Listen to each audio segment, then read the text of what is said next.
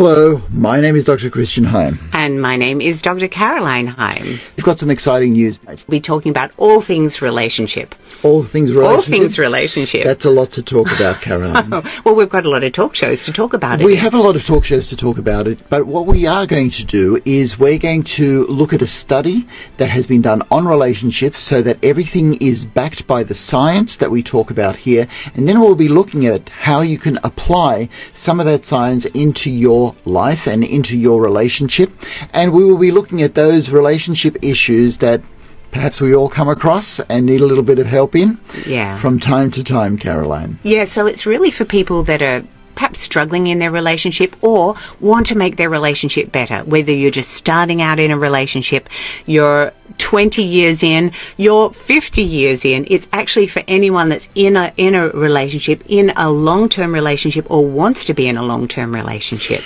And it's not only for people who are struggling, not only for people who are looking at a relationship, but if you're in a good relationship, hey, there's nothing wrong with making a good thing better. Absolutely. So we will see you, or you will hear us, on Friday night, 9 p.m. Friday night, ET, so New York time at 9 p.m. Hello, I'm Dr. Christian Heim. And I'm Dr. Caroline Heim. And I'm a clinical psychiatrist. And I'm an associate professor. Welcome to episode 8 of our Resilient Relationships talk show. We are so happy to have your company here. Now, this episode... What are we talking about, Caroline? We're going to be talking about listening. Sorry, we're listening about talking? We're talking about listening. Yeah, no, we're talking about listening, and we're going to really listen a lot here too. Okay, all right. Sounds like a lovely topic. So, as always, what we're going to do is bring you some of the science and some of the stories from the couples. We'll also give you tips and techniques so that you too can actually be just a bit of a better listener.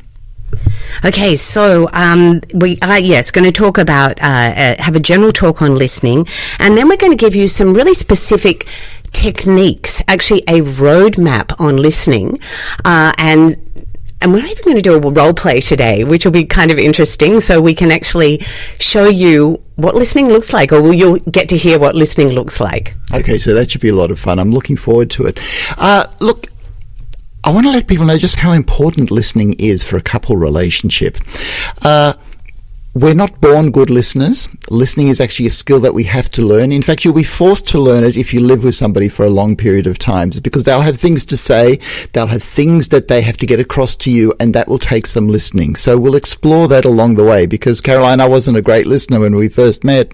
No, you weren't actually, and I sent you off to a listening course, didn't I, with a Lifeline Crisis Counselling Service. Then you became a very good listener. Well, you had to be a good listener to be a psychiatrist, though.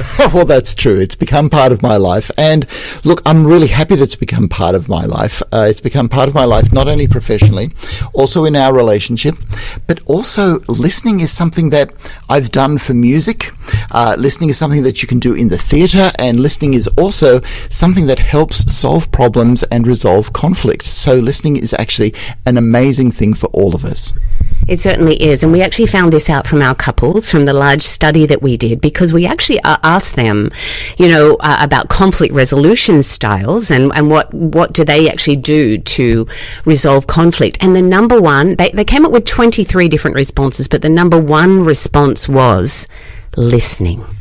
Okay, so just to clarify that, aside from our book, just in the last couple of months, Caroline and I have had an article published that is all about how couples handle conflict in their relationship. Because all of society is actually beginning to look at what couples do to resolve conflict. So for the workplace, for politics, I don't know if we can do it internationally, but if we can learn from what couples do to stay together but resolve conflict, or at least handle conflict in the relationship, then we'll be better off as people. So what we did was we asked couples how they handle conflict, and as Caroline said, they came up with 23 different solutions, but the number one was listening. Actually, I'd like to share some of those comments just to start off with, because they're really excellent, what they said about listening. I mean, these are people that have a lot of experience in listening and have gone through trials of perhaps not even listening to each other like we had to go through a little bit. So some of the comments, this is actually from Peggy and Howard, who have been together for 48 years, who have learnt, as they said, to be quicker to say what they need and quicker to listen. And then there was a couple, John and Jan, who have been married 40 years. They said, first become a good listener before becoming a good narrator. Really listen to the emotions behind the words, even if it hurts. And Keith and Stephen, who have been together for 30 years, sort of echoed that in what they were saying. Understand the meaning behind the words and the emotion behind the words is very important in listening. So let me just put listening into a bit of a context for a relationship. Imagine you've been in a relationship 2 years, 3 years, and you probably think that you talk together and you listen together, but actually when you live with somebody that close, you end up with different ways of talking, different dialogues. So the first one is just on the fly. When you're talking about logistics, I will see you later on this evening, or can you please get the kids to school, or could you do the shopping? That's all on the fly conversation. There are different times when you sit down in a couch or in a chair and you have a conversation. And a conversation is one person talking, one person listening, then the other person talking, and the other person listening. A different conversation is problem solving. Now, this is when the two of you get together and say, we've got to nut this out, we've got to find out how we're going to make this budget balance. How are we going to do that? And it feels very different. Arguing is actually another type of conversation. It's a conversation with a lot of emotion behind it. And for some people, it means louder voices. For some people, it means not talking for a while. But what's behind it is emotion and having to get back into relationship. Another one is romance, flirting.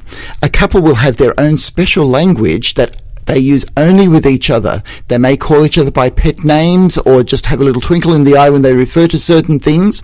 And that's a very private type of dialogue. But listening is actually different to all of those.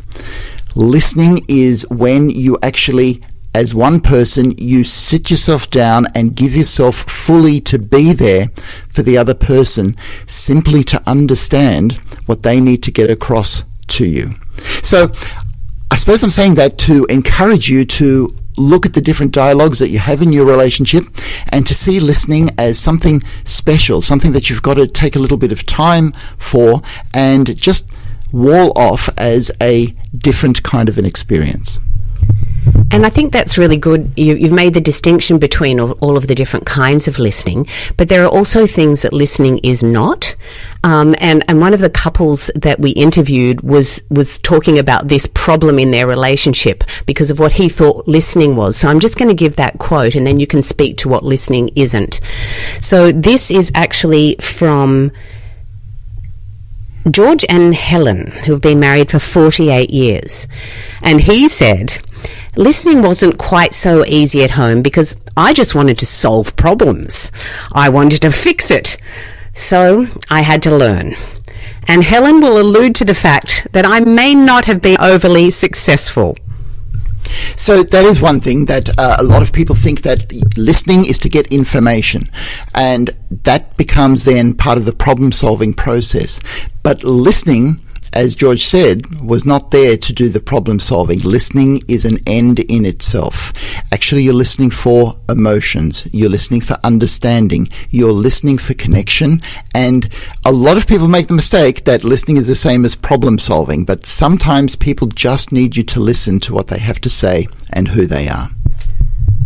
And I think this is a really interesting dynamic in marriage, because even from our experience, and I've seen it with other couples, that, the husband is, wants to solve the problems and, okay, yeah, and then we'll do this, we'll do that. And the wife will say, well, actually, no, I just really need you to listen. So that's part of the reason that I said that there are all these different dialogues, so that we see it as different. And I want to use the analogy of listening to music, because the question is, how much talking do you do while you listen to music? And if you're really listening to music, like a Beethoven symphony, you don't talk at all. You're actually just there absorbing the music. So if you're listening to your partner, the idea is to be there to absorb it all, to shelve any judgments or beliefs that you may have, so that the other person is free just to have their ideas and their emotions wash over you, and you be there and actively drink all that in. That's really great. And actually, elsewhere you've said that listening's listening. What have you said? Listening's a one-way street. Oh yeah, okay. So we're talking about what listening is not. So Helen and George were talking about how listening is not problem solving, because problem solving is another one of those different dialogues that people have. But listening is also not a conversation. Listening is a one-way street. Now, of course, in practice, you can't say absolutely nothing, or else the other person doesn't think that you're there. So when you listen, you aim to talk about 20% of the time and let the other person talk about 80% of the time, whereas ideally a conversation is about 50-50. Yes, that's the way that it usually goes. That's right. Where should we go from here? Okay, so I'm going to talk a little bit more about what listening does, and then I think we've got to get into giving some of the techniques, particularly that roadmap, so that people can feel confident that they can become a better listener. I have to say, though, it's not actually important that you listen well. It's important to be yourself, whoever you are in your relationship. And if you're not a great listener, that's fine. You can still have a great relationship. Yes, exactly. And we often talk about this, a little bit of a joke, but we always say, there's always someone in the couple that says, you're not listening, and it's different in each culture. Sometimes they'll use it with nice pet words, like the Americans will say, honey, are you listening? But the Brits will say, are you listening, love? And what do we say in Australia, Christian? Come on. Do you hear me or what? That's right. We're a little bit more brash here in Australia. Okay, all right. So let's move on from here then. Okay, so I talked a little bit about listening to music. So there is a difference between hearing something, which is something that happens simply because you've got ears and your brain will register something. Then there's listening, where you pay it a bit of attention, but what we actually want is active listening. And active listening is where you pay your full attention to whatever it is. So listening to a Beethoven symphony or your favorite songs, where you're sitting down and doing nothing but absorbing that music, that's actually active listening. And active listening means that you are there, present, and you're going to just drink in the sound that's coming to you. So with your partner, it's actually just listening to the words, listening to their emotion, listening to their ideas, and not judging in your mind, oh, I don't agree with that. Yeah, that's all right. Oh, but why did she say that? Or why did he say that? It is just going, okay, I'm starting to get this person. I'm starting to get what they're trying to get across to me. Yes, so important that you don't have that sort of inner dialogue and the judgment going on in your head. And that's hard. That's hard to shut down in your own mind, because, we're thinking, we're having all these responses, and sometimes they're angry responses or hurt responses even. Okay. So it's not easy to shut down that sort of talk going on in your head though, Christian. Well, it's actually a very difficult skill. And that's why, yes, we did some counseling courses so that we would be better listeners and so that we could help other people in a counseling way. And then when I became a psychiatrist, that became then even deeper. And look, it was Carl Rogers who in 1957 brought together that term of active listening. And to active listen is to do a whole lot more than just hear the words. It's to experience that whole person. And it's a gift to somebody else if you can actually listen. It is. Listening is a gift you give to someone. And I think it's one of the love languages too. It's a very special skill, but it can be learnt. It can be learnt. It can be learnt. And because of that, We're going to share the Listening Ears Roadmap, which is a basic technique that everybody and absolutely anybody can learn so that they can become just a bit better at listening. Okay, so we're going to jump right into that now, Christian. Yeah, let's go. Let's just jump right into that right now. So the listening ears, Christian actually has an acronym for this, which I'll get him to go through. E, A, R, and S. So it's listening ears. It's really easy to remember. So let's start off with the E. What's the E, Christian? So the E is environment. When you're going to listen to somebody, you need to establish an environment for easy talking and easy listening. So that means time and space. It means not being distracted by a phone or a computer or by other people. It means privacy. It means time. So if somebody says to you, look, I've really got to talk to you, and you're about to go out somewhere, it's actually better to say, can we leave this till later, or does it have to be now? Because sometimes it can be now and sometimes it has to be later. But for the other person to get the feeling that you're actually there for them, you have to be there. You have to give that time of space, which means that you have to have that time and space. So the E is to establish an environment for easy talking and easy listening. And I guess setting that up and putting your own needs and things aside is part of that, so that they're really comfortable to talk about whatever they need to, and that you've actually put aside that time, you've turned off your phone or whatever you've done, that you're giving them your full attention. So true. In fact, what tends to happen in a relationship is people will cut you off guard. I need you to listen to this now. And you've got a dozen things going through your head, right? And you go, whoa, okay. So if I'm going to do this well, I've actually got to put those things on the back burner. I've got to make sure that my mind is there so that they can feel that they're actually with you. So if you're in the middle of writing something or an idea, it's actually best to say, give me a minute or two. Let me just finish off a few things and I'll be with you. And then people can say, yes, I am with you. Yeah, that's really important. Okay, so we've established the environment. The person's feeling comfortable. They're feeling that they're there for you, and they're ready to listen. So what is the A? A is ask. Ask questions. So what did you want to tell me? So what do you want me to listen to? What do you need to share with me? And whatever they say, you just keep asking questions. And then what happened? How did that make you feel? And what was their response? Yep, I get it. What else do you need to tell me? Keep asking the questions. That's how you get the other person talking, and that's how you get to be listening yourself. Yeah, and I guess that's another way that they feel heard. And also, you know, we don't always know ourselves. We don't even know what's going on for ourselves. And the other person asking the question can help us process it, help us get to what we're really feeling underneath. And I guess, yes, you said even ask about the emotions and the feelings too. So emotions and feelings are actually very important. Depending on who you're talking to and who needs you to listen, sometimes feelings are very important. Sometimes it's just information, but listening is not normally just for information. It's normally for emotions, and it's normally because somebody is trying to sort something out in themselves. So you get to absorb their words so that they can work things out through you.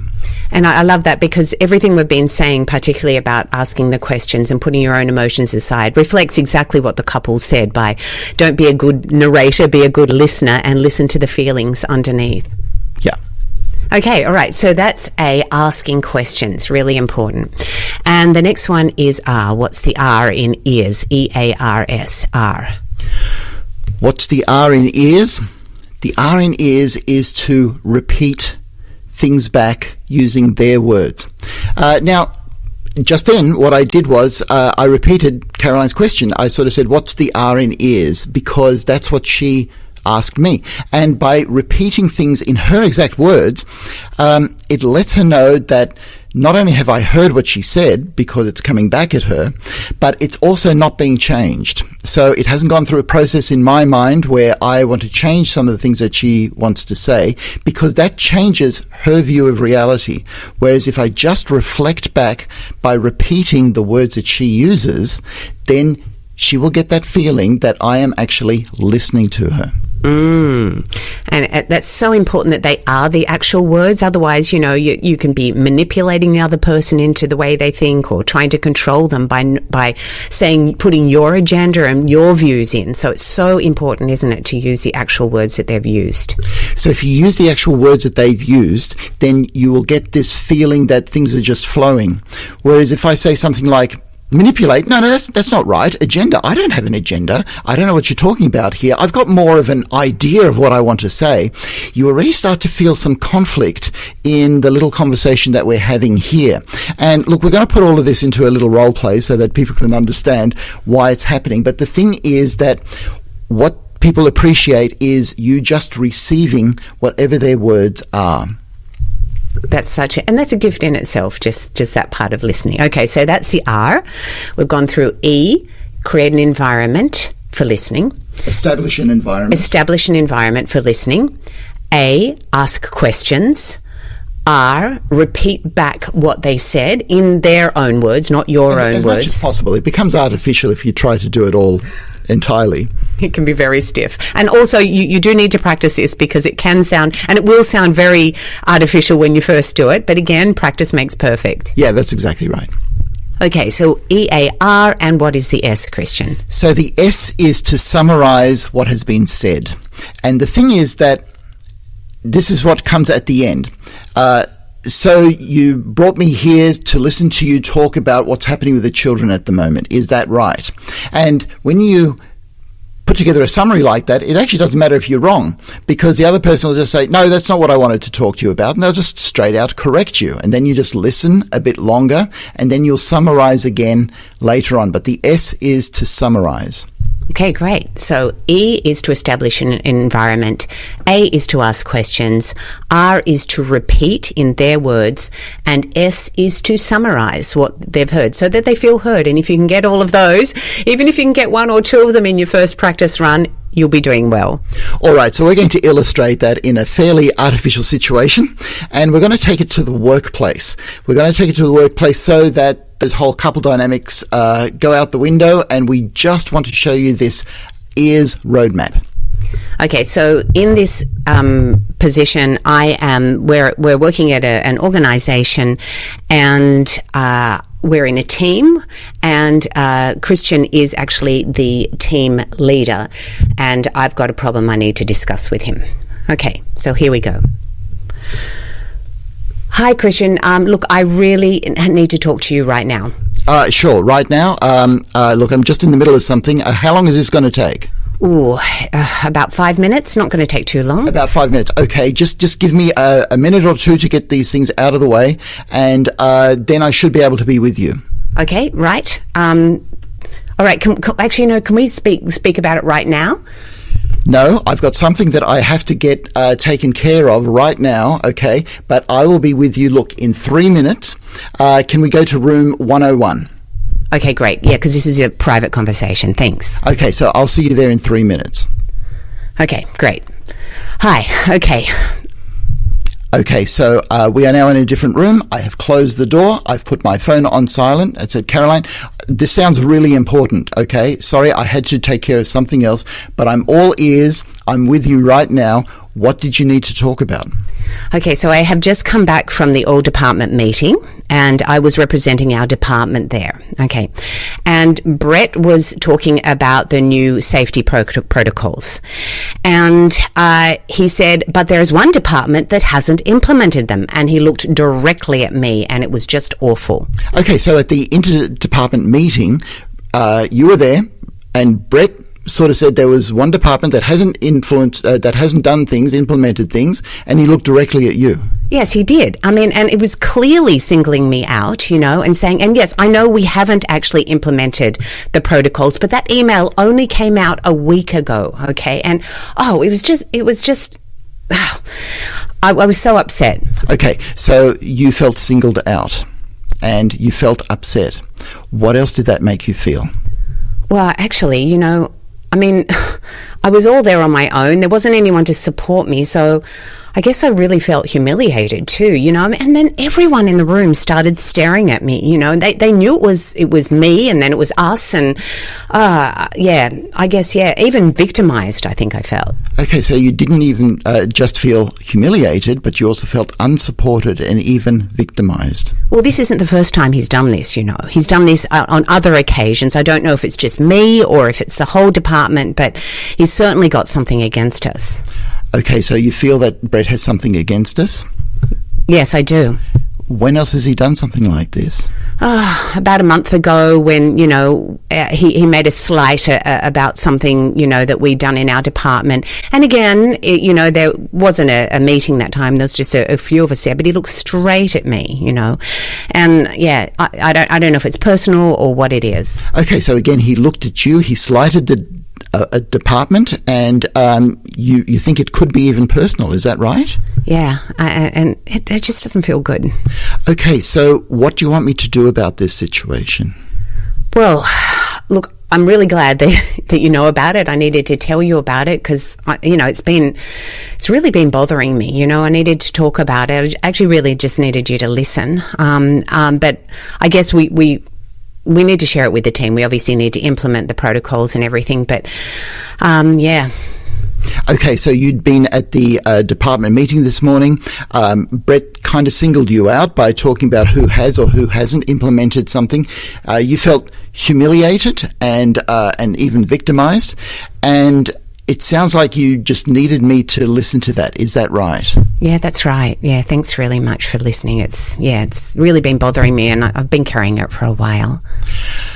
Okay, and from that point, I as a team leader would go into a problem-solving session to say, okay, what can we do about it? But that was actually the listening section, and all that I was doing in a very dry way was actually just following the listening ears roadmap. Yes, so first of all, Christian set up the environment. He wasn't able to speak straight away, but he pushed things aside, which was great, even though I was insistent. She certainly was. And then when we were in a quiet place, he started, he let me talk, so he just listened, active listening. And have to ask questions first. Yes, started asking questions and brought more out about the story, which I really needed to tell. And then he noticed my emotions, and he started repeating what happened, and also started asking what I felt about it. I started sharing some of the emotions, but he asked more because he was listening for those emotions. And then I reflected things back to Caroline and repeated things using her words as much as possible. So words like Brett, singled out, victimized, things like that, personalized, so that Caroline knew that I was not distorting what she was saying. Yeah, so that's obviously the EARS roadmap, EARS. And at the end, I gave that summary, which basically said that she had been to that meeting, Brett had done this, and she needed me to listen. And that was a fine enough summary. And look, I wasn't a great listener through that. All that I did was follow that roadmap, and in that it gave me a framework just to put aside my own issues, because I had things that were going on in my mind in that situation, so that I could be there as Caroline, as a co-worker, needed me to be at that moment. How about we do a couple one now? I've got a little scenario worked. I'm throwing this at Christian. He doesn't know anything about this, and we'll do a little couples one. See how it goes for couples. What do you think? Yeah, that sounds fine. Totally. Okay, Christian, I need to talk to you about something. Sorry, I'm hammering something in here. Look, just. Does it have to be now? Yeah, it does, because I'm getting really upset about something that happened last night. Okay, give me a few minutes and I will be with you. So 3 minutes. Okay. All right. Is it okay now to talk? It hasn't been 3 minutes. Come on, Christian, go with me in this. All right. Okay. So let's sit down here. How long is this going to take? Do you want a coffee or? Yeah, that'd be great. Yeah, I'd love a coffee, thanks. Okay, good. I'll put on the coffee and it's burbling away, and then I sit next to Caroline and say, Caroline, what did you need me to listen to? Well, it was actually about something that happened last night when we were having dinner with John and Jan. And you arrived late, and I was a little bit upset about that. I wasn't late. You were late. Was I really late? Yes, you were. Okay, so how did that make you feel? Well, it didn't make me feel good. I mean, it's not the first time that it's happened, and I felt embarrassed. I felt uncomfortable. I had to make excuses for you again. And I don't know. I to tell you the truth, I really felt let down. Okay, so I can see this is going to be a bit more difficult than I thought it was going to be. So I'm getting up to get the coffee, all right? So I'm going to make the coffee. I'm going to come back to coffee and I say, look, I'm sorry that I was late. I'm sorry that it put you in an awkward position. How did it make you feel? Well, yeah, it made me feel that you haven't, been there for me in those other times, when, that's, I know it's not a value of yours. You a little bit more. It doesn't matter if, someone's 5 or 10 minutes late. And I know I'm much more of a rules person, but, it was just hard. I felt that you weren't, the things that I needed in this situation, you weren't able to bring to the party. Okay, so you felt that I wasn't there for you, and you felt that I sort of tolerate being late, and that you tend to like to have things more on time, and as you said, you're more of a rules type of a person, but you sort of felt really let down. Yeah, that's actually it. You're exactly right. I felt let down, and thanks. Yeah, that's what I felt, let down. Okay. So is there anything else you need to tell me about that, Caroline? Well, actually, I wouldn't have mind if you just try a little bit more next time. I mean, it was a small thing, really, but I'm really glad that you listened.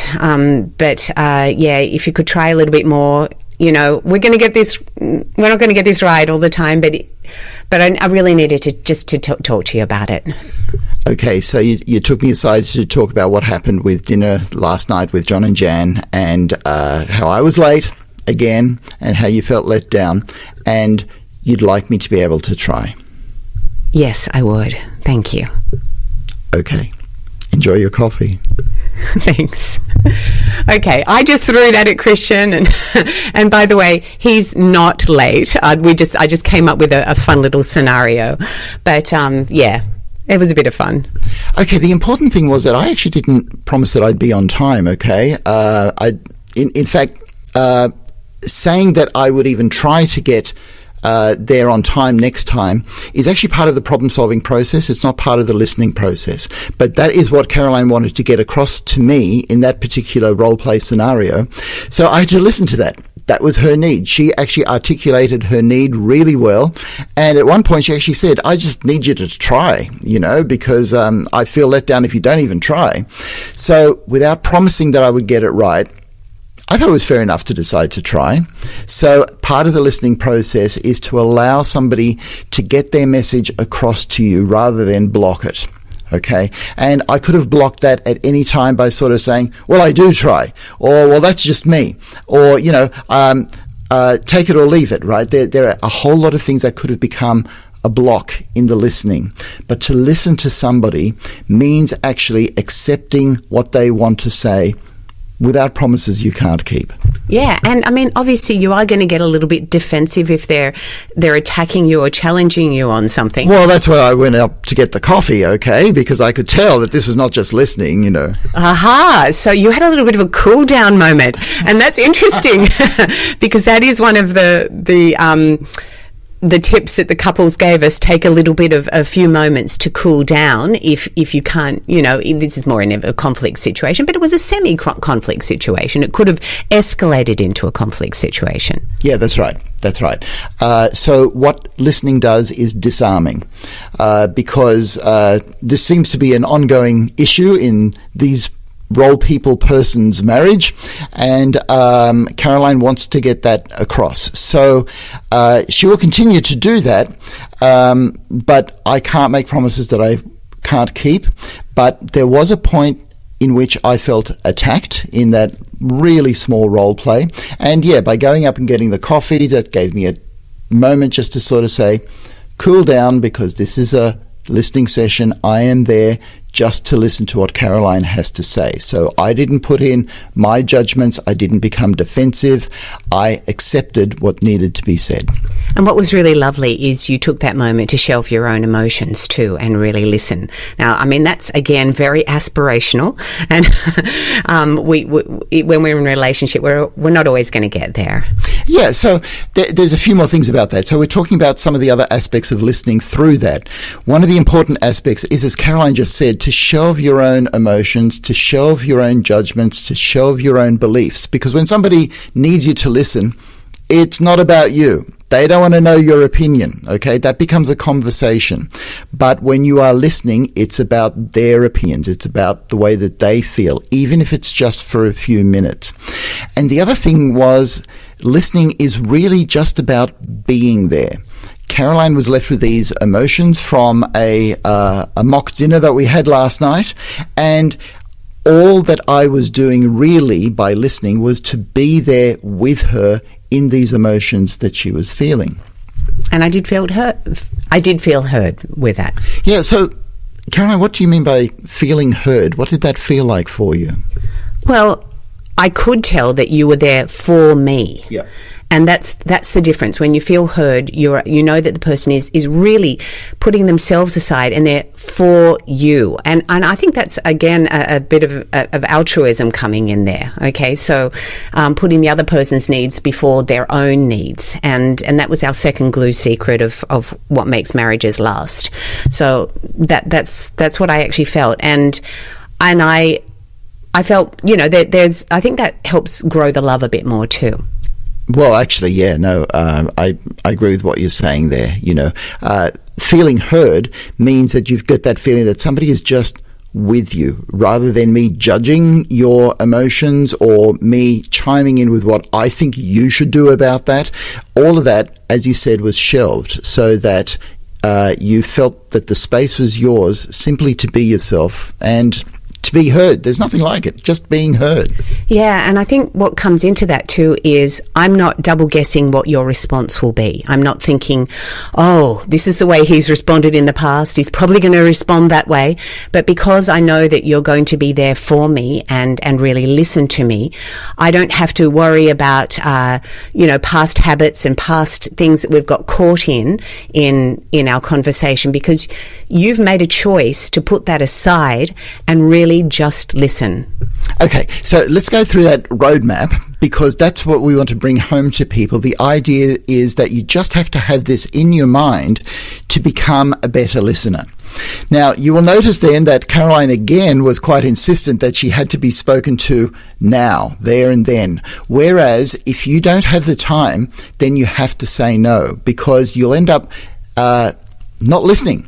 Okay, and sometimes if it's a really important conversation, you might say, look, how long is this going to take? And if they say, look, this is about an hour conversation, we've got to have an hour. Okay, can we do that on Friday? Okay, you may need to schedule it in advance, because they have to have that feeling that you are there 100% for them. Even at Caroline's insistence, I felt a little flustered and pressured to sort of get that environment to the place where it was conducive to easy talking and easy listening. And so there are a few other things to establish that environment. We took the time, the space, we actually sat down, I actually made a cup of coffee, and that signals that you are there for at least the 5 or 10 minutes that it takes to drink a coffee. And that's good. That's a big signal saying, I'm actually going to be there for you. So that's the E. There's a lot of things in all those little things that we do to set time aside. And I think that each couple has their own little way of setting time aside, like having a coffee together or taking a walk or whatever it is. We all have our own little rituals, and that's really unique to you as a couple. So whatever works for you is the best. Yeah, so Caroline and I will actually talk and walk. We will actually go for a walk to go for talks, and as a therapist, I will say to couples to have at least one 1 hour session alone together, where you're dedicating your time just to listen to each other. What's going right? What's not going right? And in that time, it becomes a dedicated space for listening. And I know we're harping on about E, environment, but I think so many people forget this because it says, okay, I'm putting the world aside and we're just here together. It's just us. Okay, so let's go through that scenario, and let's say we don't establish the environment, okay? So I'm doing a little bit of housework and you come up to me and you need to talk to me. I'm hammering away at a wall. Christian. Yeah. Christian. What? I need to talk to you. Yeah, okay, what do you need to talk about? No, I need you to stop. I need you to talk. I've got to get this done, okay? Why do you have to pick now? Because I'm really upset about this and I need to talk right now. I've just got to get this finished. I'll be with you in a sec. Oh, please, really? So you'll see that we're really quickly into an argument, and that's how easily it can go in a couple's relationship, right? Whereas if I could just see, okay, Caroline needs me to listen, and if I can then just establish that environment and I don't have to speak to her right there and then, okay? That's going to be hard for her, but she will know that when I do decide to lay things aside, that I will be there for her 100% of the time. Yeah, great. Yeah, so that's the E. Set in the right environment, set the time aside, set the emotions aside, set your agenda and even your productivity aside to be there for the other person. That's right. And quite frankly, that's the most important thing, because if you're actually sitting there with somebody, then they know that you're already there with them. So you've already done what you need to, and you're 90% there.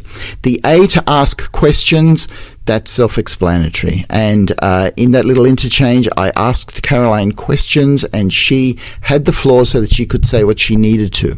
And you'll notice with the R, for repeating what Caroline says, you kind of do your best, okay? You pick out a few words and say, oh, there's an important word, I've got to reflect that one back, or there's an important word, so that it just flows and Caroline knows that you're not changing anything that you're saying. And at the end, you would have heard a little summary as an S. And obviously, if you're doing this as a couple, the other person might say, oh, you're doing that ears thing that psychiatrist told you to do. Well, good. That's okay. Because there's still that opportunity to practice until, you've really learned how to do this. That's right, actually. That's right. If you just sort of say, yes, I'm trying to do that, what are they going to say? You shouldn't? No, they're actually going to say, thank you. Because it's an act of love that you're learning a bit of a skill to be there for somebody, and you don't have to get it right. This is not high-grade listening that we're talking to here. We don't get it right, I can tell you. Those emotions, they take over and off we go into our own world and our own things that we want to talk about. Now, one thing that I have to hammer home is that listening is not problem solving. Because when somebody has something that they need to tell you, like Caroline was there talking about you being late, she actually wants her problem solved, okay? But it is a separate issue. It was important just to listen to how Caroline was feeling about that and what she wanted to say about that. And okay, even trying is part of the problem-solving process. But that's quite normal. After listening, it's quite normal to go, okay, what are we going to do about this? We did it in the office scenario. We did it in this scenario. And that's mostly what happens. But you will feel when it changes, when it goes, okay, I've listened. Now we can start problem solving. Yeah, and I mean, there's obviously times when there's the problem-solving times, and we always make the joke of, when if I come up and I say to you, Christian, I need that suitcase up there, and then if you think it's a listening situation, what would you say? Okay, so the situation that Caroline's putting together is if somebody complains that this other person is trying to problem solve all the time, and then Caroline comes to me and says, Caroline, look at that suitcase. Christian, look at that suitcase. And I said, yeah, nice suitcase. Well, what's it doing there? I said, well, I don't know. I haven't asked the suitcase. And she said, well, I want you to put it up there. Well, I didn't know that you wanted me to solve your problem for you, okay? So sometimes a talking session will be to solve a problem, and sometimes it'll just be listening to the feelings behind. I think that's a really important distinction to make, yeah. And obviously you sort it out as a couple. Yeah. So, look, I'm going to go on to talk about deeper listening. okay? Because couples will tend to think, I'm not good at listening, and then just leave it at that. But you actually are. I've just got to talk about a few situations where you are good at listening. I talked a little bit about music, but now I want to take you into the theatre. So, Caroline, what happens when there's a live play and people are there watching? Who's doing the talking? Who's doing the listening?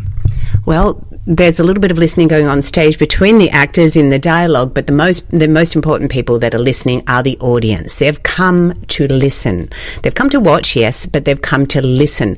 And they've also come to listen to the feelings underneath with the actors. In fact, the thing that we enjoy about good plays is seeing how the emotions get portrayed in the characters, the relationship between the characters, in the words that the actors are using. And it's an emotional experience. And through all of this, you're just sitting in a chair watching and listening.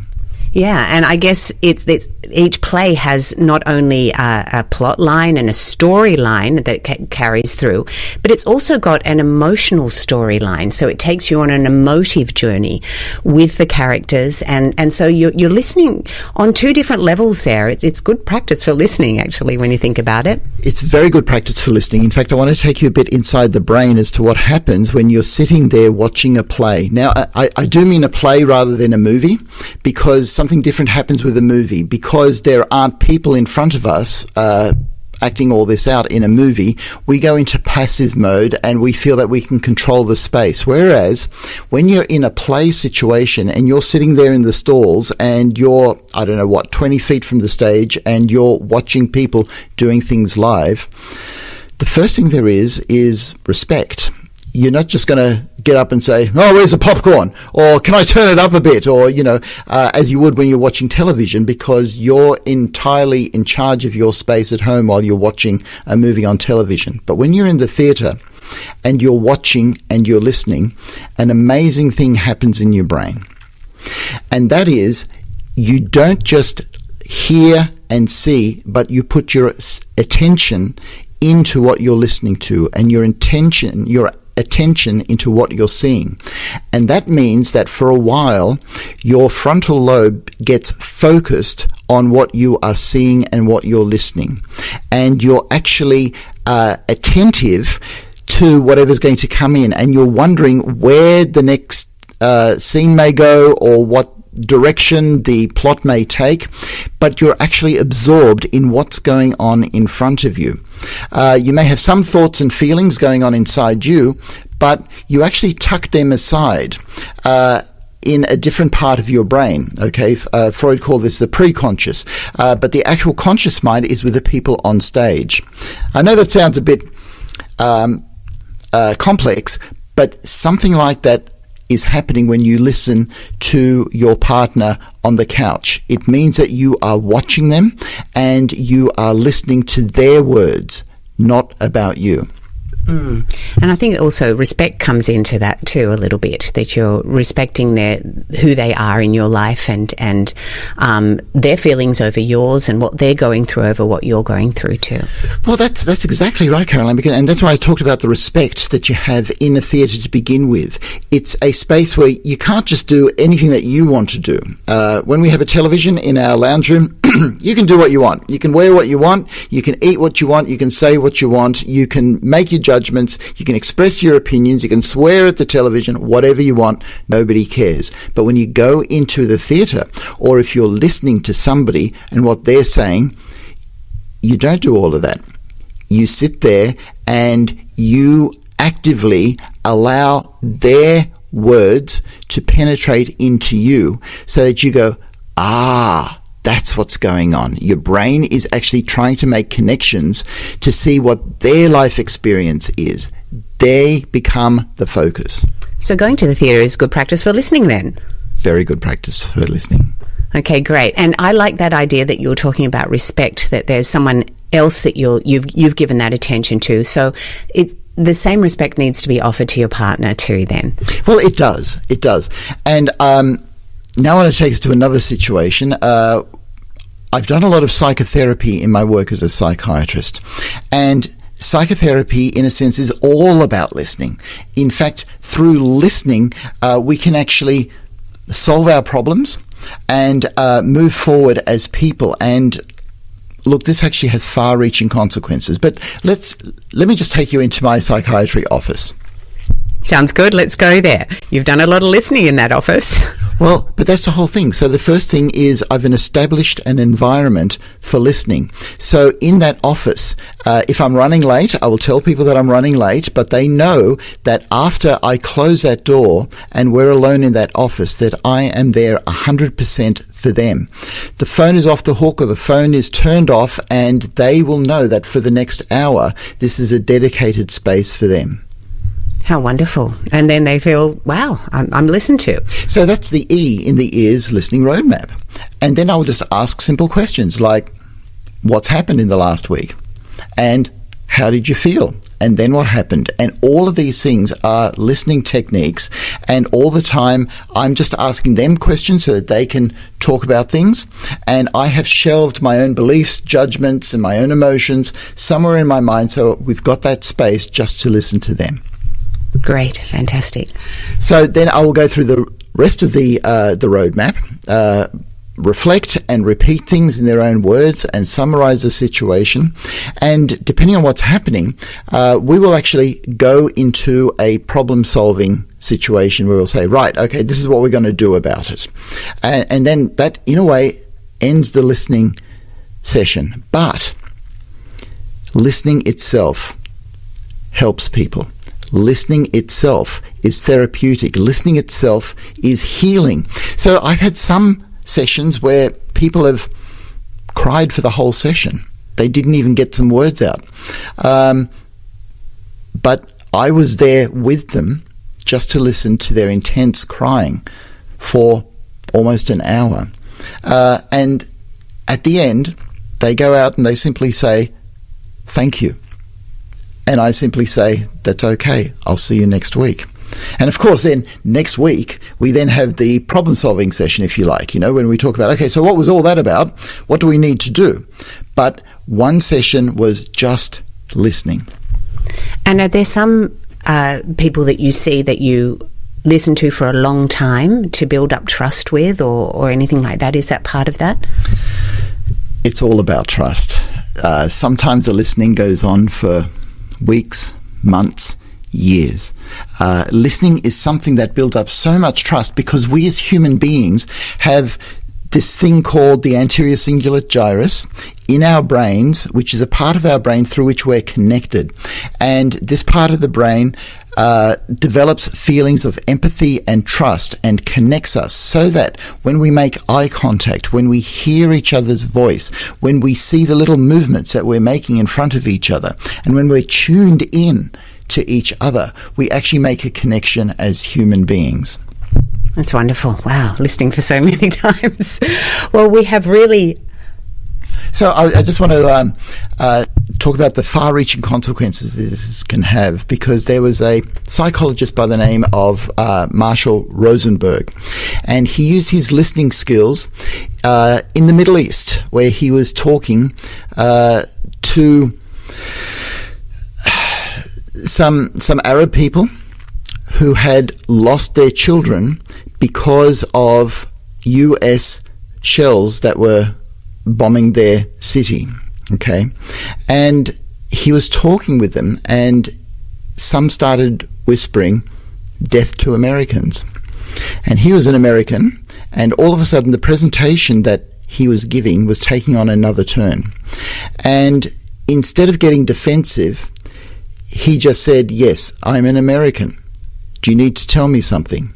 And then this person started talking to him in a very strong, threatening way because he had lost his child thanks to some bombs that were made in America. And he just listened and he said, "You're feeling very angry about this." "Yes, I'm really angry about this." And he would keep going and keep going and keep going. And in front of a presentation of about 60 people, after about 20 minutes of pure listening, this person who was Arab and was very angry at the presenter, at the end of that 20 minutes, he had invited him home for dinner. Said, do you want to come and share some dinner with me? And they hadn't solved any problems, but this person felt heard. They felt listened to. They felt that somebody on an opposite side was going, oh my gosh, this is another human being going through something very, very painful. And they built up trust, and they built up rapport, and they built up this empathy between them. And look, I just wanted to say that because that's the power of listening. Fantastic. Thank you. I've not heard that story before. That's so powerful. And of course, you can take listening into other areas of your life, and you can practice it in other areas of your life too. With friends, listening in the theatre, listening in nature, listening everywhere so that you get those skills. So just to summarize that, if you in your relationship are in a situation where, let's say, your partner's really angry with you, or your partner's really confused, or just really hurt about something, if you can just sit and say, I'm here to listen, and then do nothing else but listen, and whatever gets said at you, you just go, and then what happened? Or what else do you need to tell me? And you do nothing else. You solve no problems. You don't give a single comment, but you just go, yep, I'm beginning to understand. And that feeling of understanding and somebody else just being there for you can work miracles. In fact, quite frankly, it's an easy way out of an argument, because you don't actually have to do anything. You just have to understand completely the other person's point of view. And you'll feel all these feelings inside you, but if you can shelve them and just be there for the other person, that's listening. Not easy to do. It took our couples 40 plus years to get to that point, but they still brought it home that listening was the number one skill for conflict resolution. And you've just given a great example of that. Yeah, it is. So, what have we looked at today? My gosh, we've covered quite some ground today. We looked at listening, and we went fairly quickly to the ears listening roadmap. E, to establish the environment. A, to ask questions. R, to repeat and reflect things in somebody's own words. And S, to summarize the situation. And if you take home just that, it will make you a better listener. Because while the other person's talking, instead of having judgments and feelings yourself, you're going, okay, what am I supposed to do now? Okay, the A, okay, ask questions. So having that go through your mind is actually much better for the listening skills. And the other thing is, I hope that we've given you a flavor for what listening can do for actually world peace, but also couples peace. That's what our couples that have been married 40 plus years told us. The number one way to handle conflict is to listen. And we'd like to finish off by saying thank you for listening to us. It's been wonderful to have your company as always. We'll be back in another month with another Resilient Relationships talk show. So please join us. Go to our website. We've got plenty of other material there. Take care until we see you again. And remember, your relationship is your greatest asset. Bye for now. We'll see you next time. Take care.